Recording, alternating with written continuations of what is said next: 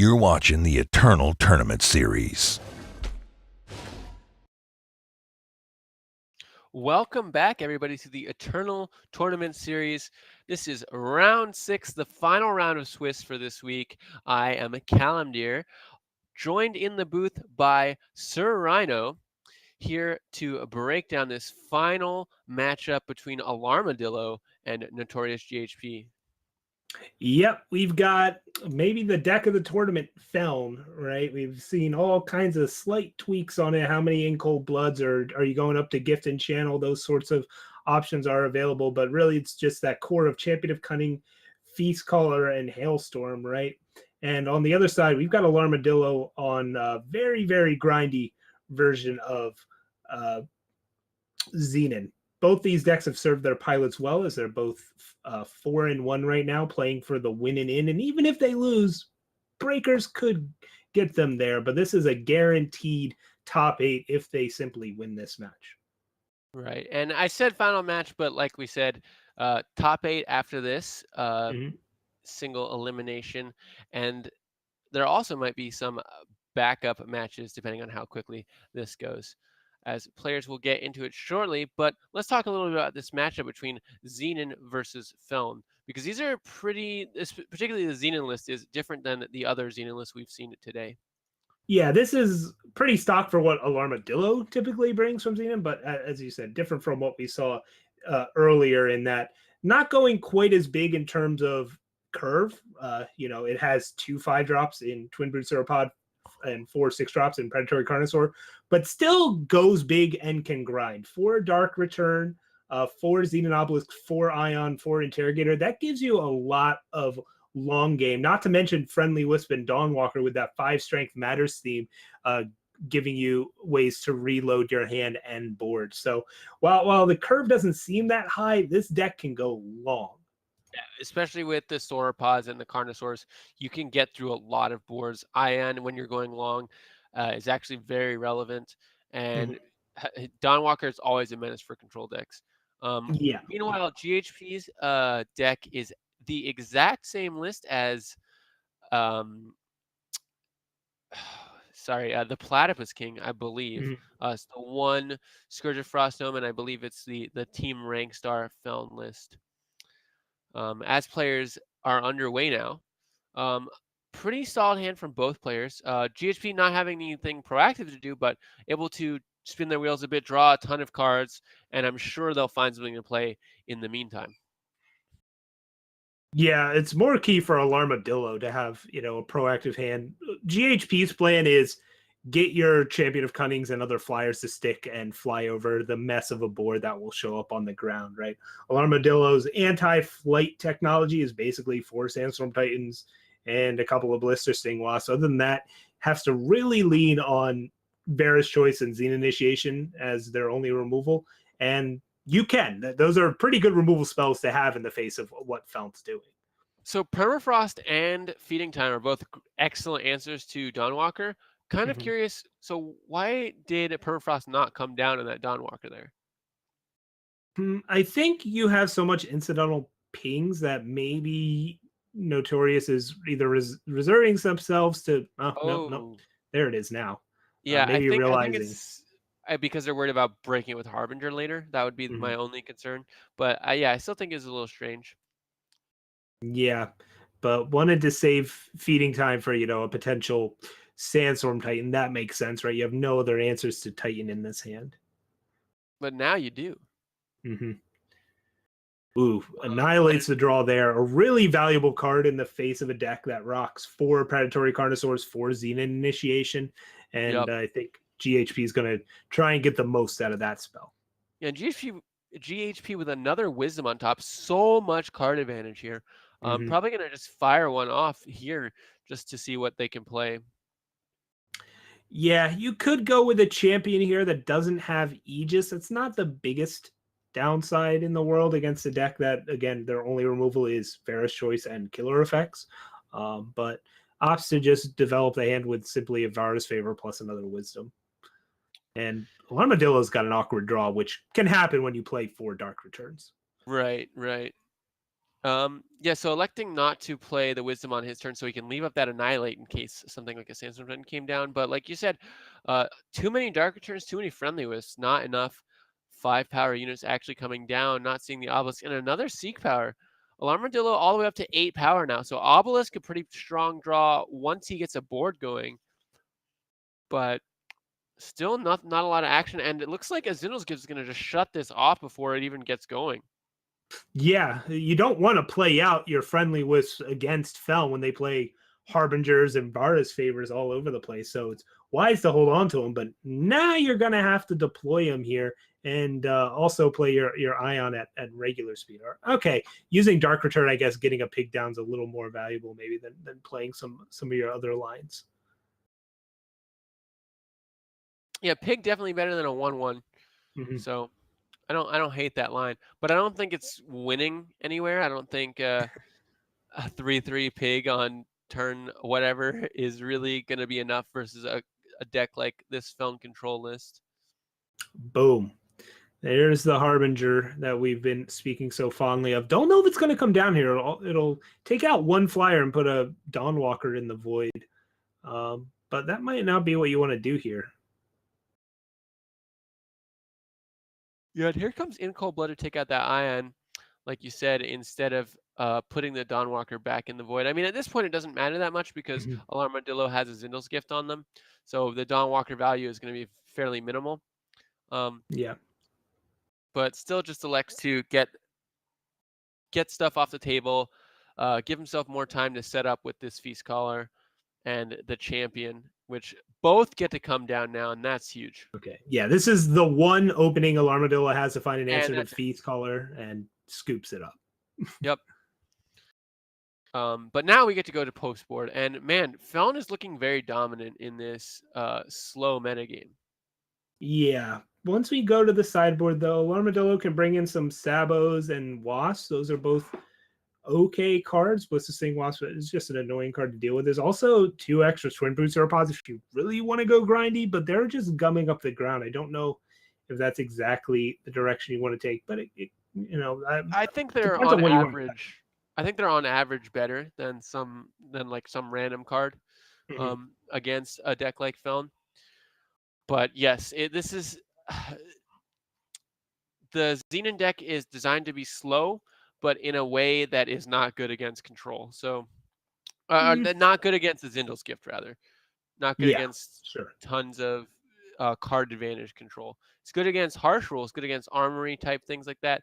But the amount of card advantage that this Feln deck has in the form of Feast Callers and Wisdoms and stuff like that, I think is a little too much.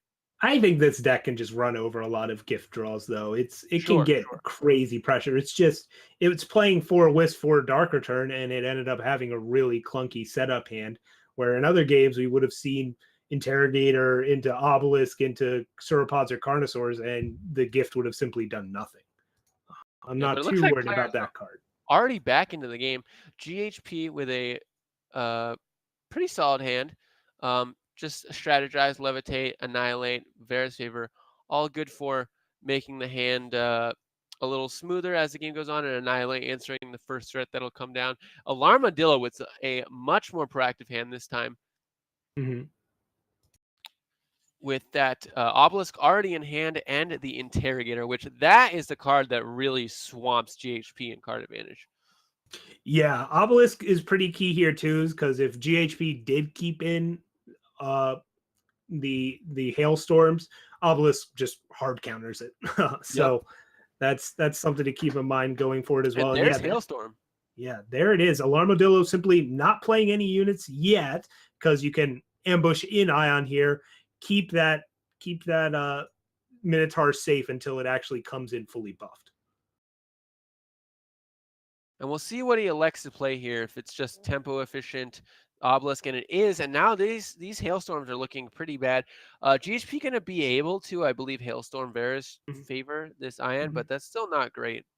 Yeah, GHP hand lines up well against what Alarmadillo's hand is, because Alarmadillo has a ton of power in hand, and GHP, has Feast Caller plus Annihilate plus hailstorms, but there's something to fill up Alarmadillo's stockpile. The problem is GHP just tapped out for this Feast Color, and Alarmadillo's got a Zenith Initiation in hand. Oh yeah, that's coming down for sure.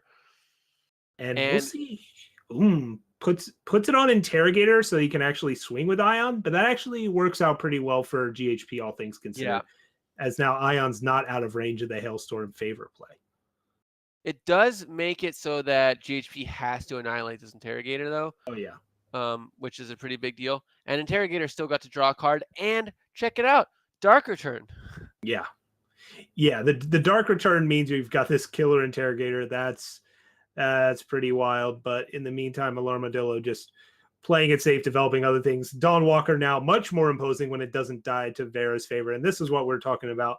Just Obelisk is the backbreaker in this matchup. Yep. Obelisk notoriously good against control. And here we're going to see the Vera's favor Hailstorm play because it's actually going to take care of more than one unit on the board.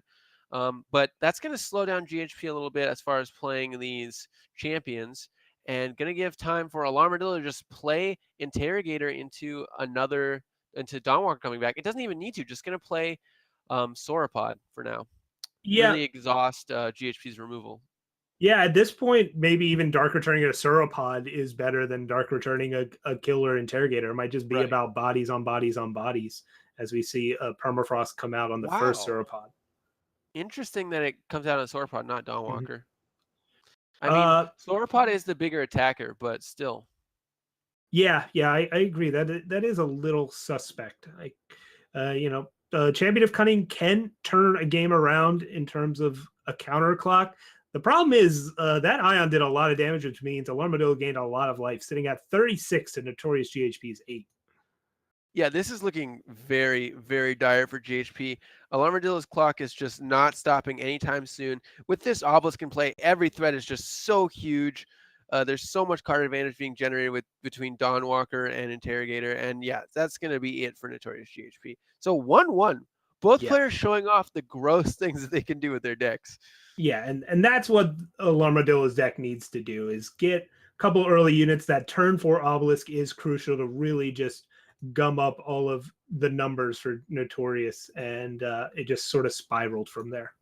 And we might see NotoriousGHP go back to the sideboard, see if they maybe take out Hailstorms or not. I don't know if that's correct, but just when you see an Obelisk, for the first time, it affects your decision making. Yeah, for sure.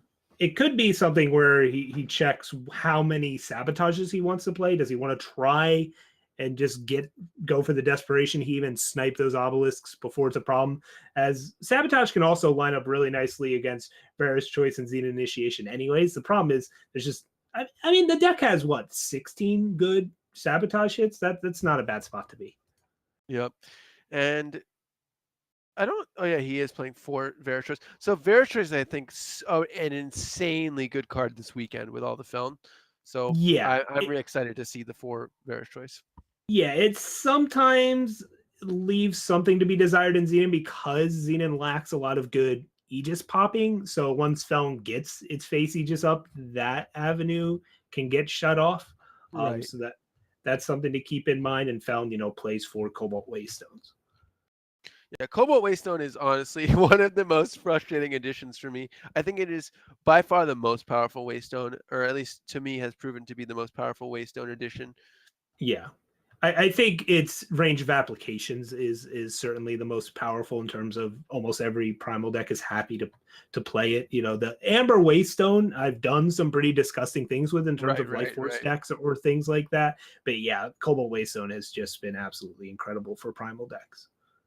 Yeah, and it really limits lines of play because it stops so many cards that previously were playable for free without spending a card.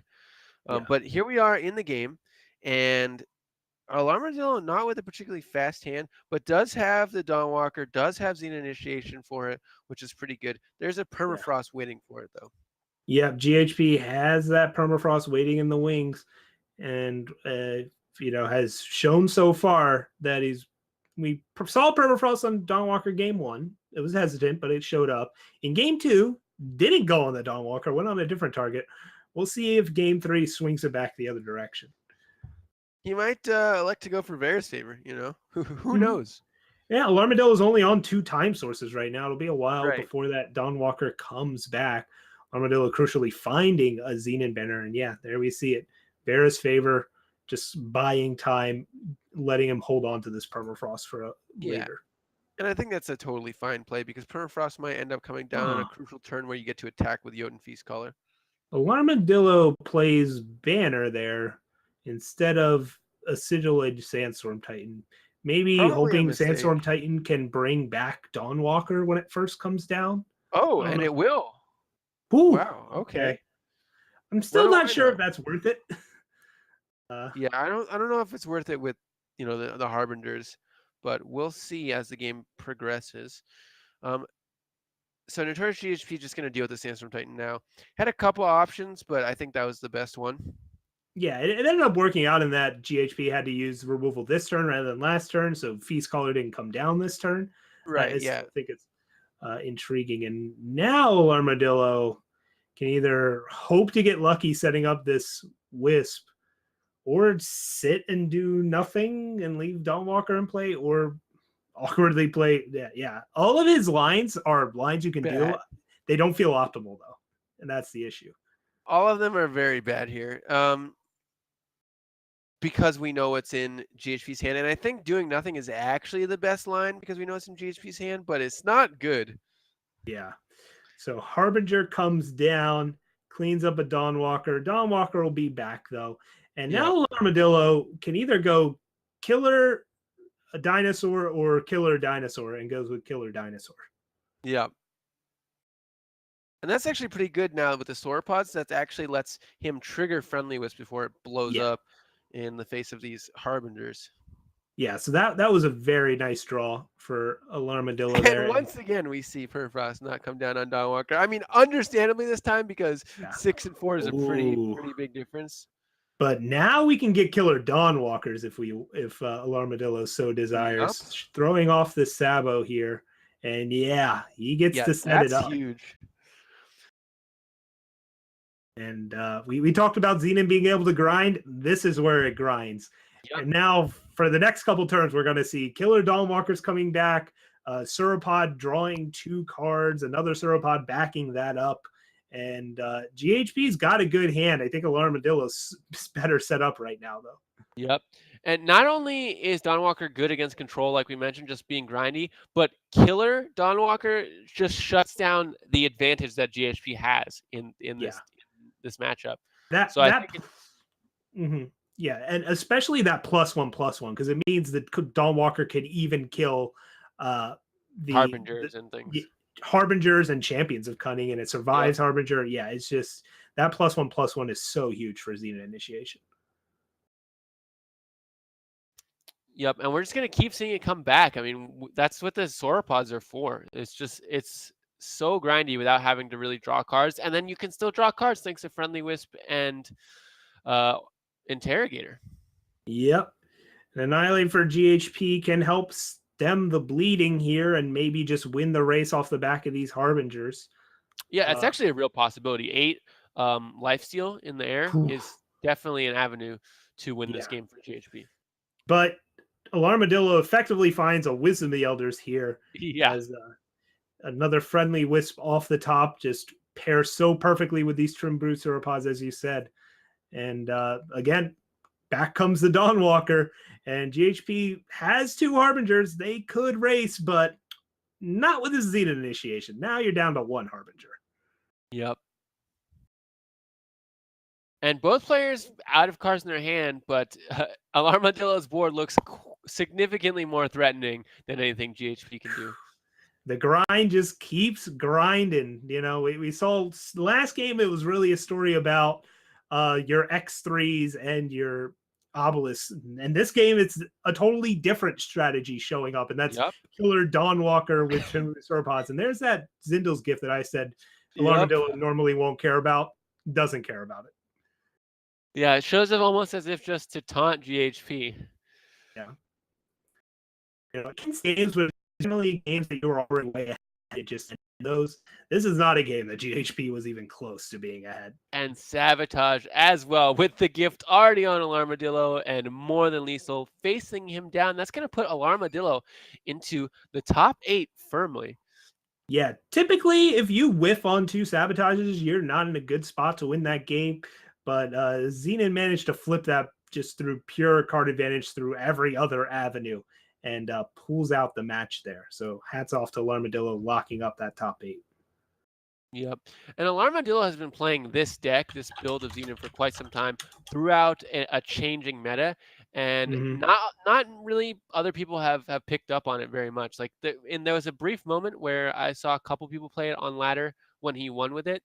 But it's just a really interesting deck because it attacks at a slightly different angle than what most people are built to deal with.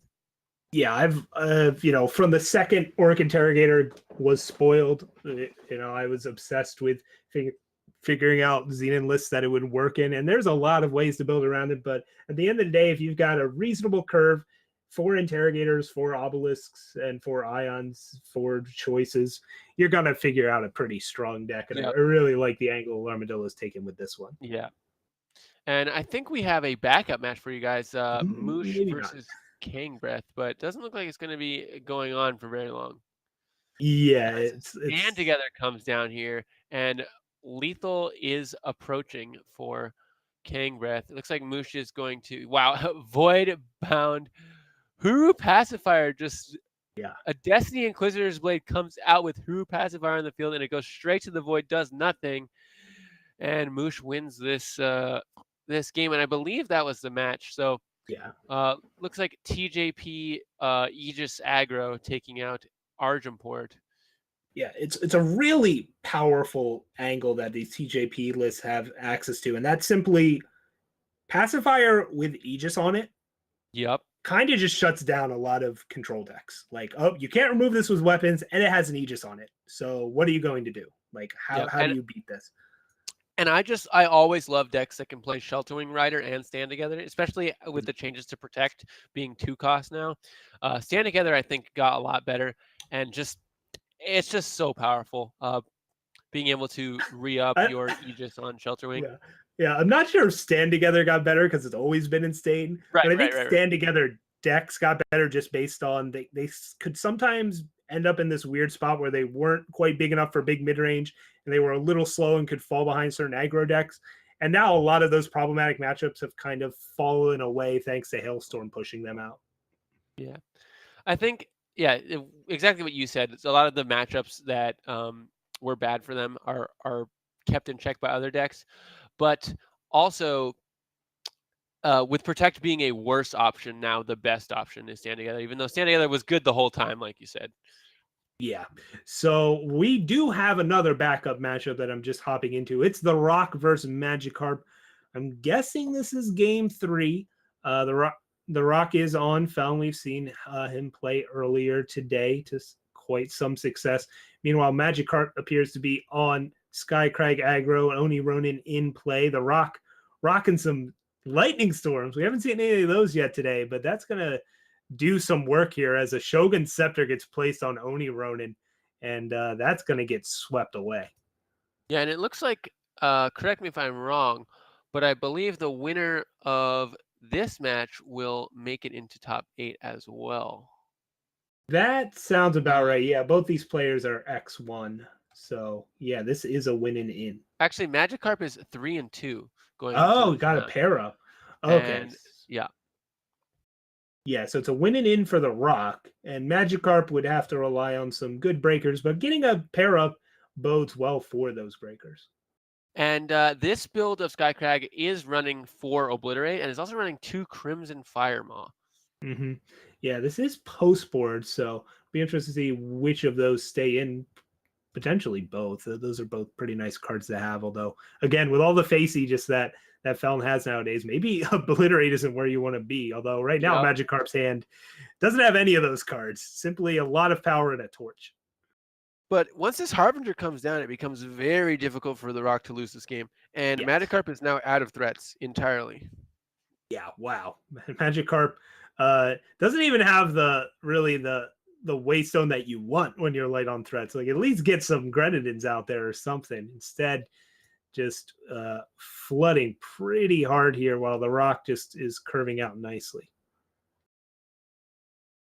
Yeah, and I don't really see a great avenue for Magikarp to come back into this game. I think Yeah. if the Rock was a little lower on their life total, there'd be a opportunity to maybe burn them out before this Harbinger comes down. But with the Harbinger coming down next turn and the Rock already still at 19, I don't think that's really a Magikarp does possibility. have 3 Warcry on top of the deck. Okay, So if it there's a hits the 5/5. right unit, it could get there. I don't Yeah, think and Outlaw's Rakano a great Outlaw one, is. Yeah. Like, but Rakano Outlaw is a good hit, but it still gets 1-for-1. I think you needed yeah. it to be something like Vadius, where it could get set up over 2 turns and maybe you somehow dodge the Harbinger into permafrost deployment with the right cards. Yep. I think it had to be exactly Vadius actually because of it needing to be able to attack into stuff and not just get immediately blown out by permafrost. But with the Harbinger, there wasn't really a way to deal with it.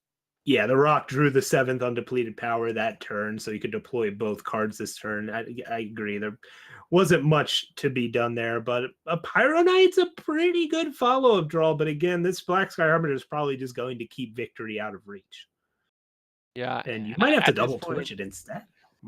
yeah, double torching Black Sky Harbinger might be relevant. I think developing Pyro Knight now might be the better play, and then double torching it next turn. I'm not that great on my racing math, but I think that does work out to be a little more damage faster. I could be wrong though. Oh, he opts to go Pyro Knight this turn. Right. It dodges, And but punished. it doesn't. Punished. I think when you're that far behind, though, as Magikarp was, I think taking a risk is what you need to do.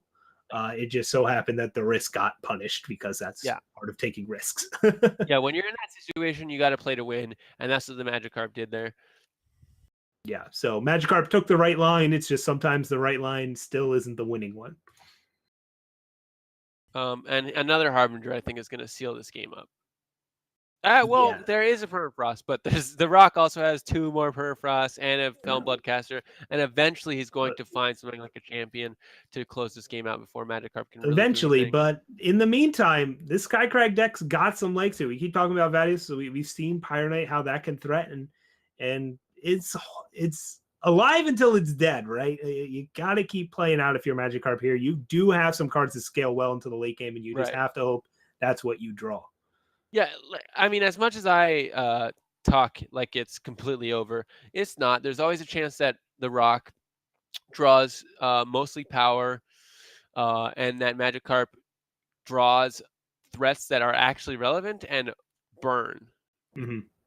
Yeah, the Rock being at 21, though, is problematic. It means even if you can try and get in a couple hits with a Champion of Fury, you're still not getting there, and the Rock just has so much removal stockpiled in hand at this point. Yep. And Oni Ronin off of Magikarp's deck for the Rock is not a very good draw, so that does help Magikarp a bit, but it's looking very, very rough. Mm-hmm. Be interested to see if the Rock uses like a Permafrost instead of a Lightning Strike here. No, opts to hold that up instead and let the Rakano Outlaw get a Warcry off. All right, so we found the Vadius. If Vadius manages to die and not be permafrosted and not have Steel Fang Chakram locked away forever, then I think there's a real possibility. Well, he's going to die as Levitate will pop this Aegis, and then Feeding Time will take care of it. I actually think Lightning Strike was more valuable than Permafrost because Lightning Strike can hit Champion of Fury off the top of the deck. But, those minor things, those can add up to how the Skycrag deck gets back into the game. Again, don't think it's likely, but if Rock keeps making those minor misplays, it could add up to a point where Magikarp finds an opening. Yeah, and here we see a weapon on an Aegis unit, which is pretty threatening, but when your opponent has four removal spells in hand, it's not going to do too much. Yep. And here we see the Rock using Annihilate over Lightning Strike this time. And, I guess use Lightning Strike on Oni Ronin here. And, I mean, Magikarp just simply has to out top deck at this point. It has one more removal spell to overcome. The Rock not really drawing any extra cards outside of the the Bloodcasters, and eventually Magikarp is, drawing a few more live cards, and the card advantage is evening out a bit. So we'll see. And this, wow, yeah, Cinder Yeti is a little bit of card advantage here for Magikarp. It means he can't deploy this Obliterate this turn, but that's okay. You get the Cinder Yeti off the top of your deck. I think you're pretty happy about that. And so meanwhile, Magikarp is at 9 health. This Bloodcaster has been chipping away. It's not. And TheRocke can deal with both threats this turn. Yeah, there's a few ways to go about it. You can use Setback to sweep away an Aegis in Vera's favor, the Yeti, or some combination of those. I think you have to use all 3 cards no matter how you do it. Yeah, or you can just tolerate that one of these units will stay alive, as TheRocke did the last turn. You're at 19 health with a face Aegis. You can just simply clear out one unit and keep attacking and pressuring with Felon Bloodcaster. Yeah, I really like the Vera's favor Devastating Setback line to take out Cinder Yeti and just leave up a 2/1 no Aegis. Yeah. The thing is, if you do that, you can't attack with Bloodcaster this turn, so you're missing a turn off of your clock. Wait, why can't you attack? Oh, yeah, Setback is -2 to its strength. All right. You attack first. He doesn't block. I would have liked that. I think attacking first, and if he does block, you get to use Vera's favor, and if you don't, you can still permafrost post combat. Yeah.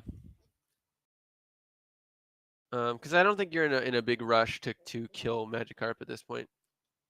You'd like to kill him, as that's how you win the game. But I can agree, not crazy amounts of pressure. Feeding Time is another removal spell, but TheRocke is looking for a win con and throws that to the bottom.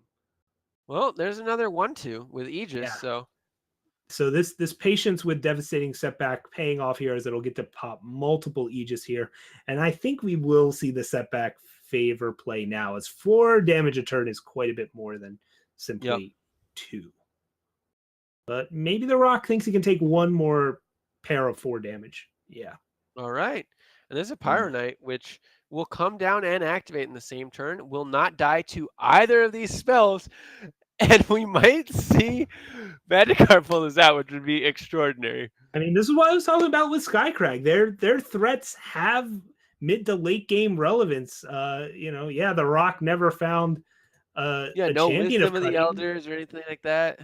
But had Bloodcasters, had removal, but this 1-for-1 removal, wasn't quite enough through all these Aegises. And I mean, it's not over either way. TheRocke can also get a huge swing in their favor. But Vadius off the top for Magikarp. Oh my goodness. And this is 3 Harbingers, remember? A Sabotage is the last card drawn for TheRocke. Magikarp is actually going to make a miraculous comeback here, as he slogs through all of TheRocke's removal and keeps playing threats. Yeah, so really well done by Magikarp to never give up, even though Gabe wanted them to. Fought through it and showed off just what this Skycrag deck can do. Really, really impressive stuff. And I believe that is our last game of the round. So that we're going to see how breakers turn out. But if I recall correctly, Magikarp was 3-2. That's going to put him 4-2 with probably decent breakers. So we'll see how it turns out, and then we'll come back to you guys with your top 8.